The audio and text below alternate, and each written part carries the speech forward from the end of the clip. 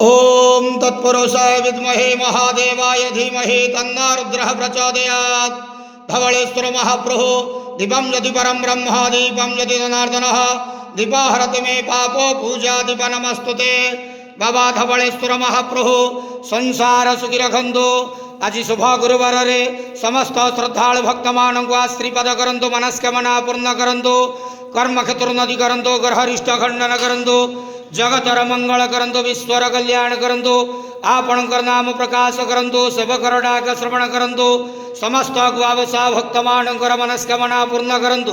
बाबा धवळेश्वराय नमो नमः। संसार सुखी रखंतु, आनंद केवार हरि बोलो। आज शुभ गुरुवार रे समस्त श्रद्धालु भक्त मानक श्रीपद करंतु, आनंद केवार हरि बोलो। हर हर महादेव शिव शंभो कैलासपति उमापति शिव शंकर महाप्रभु धवळेश्वराय नमो नमः।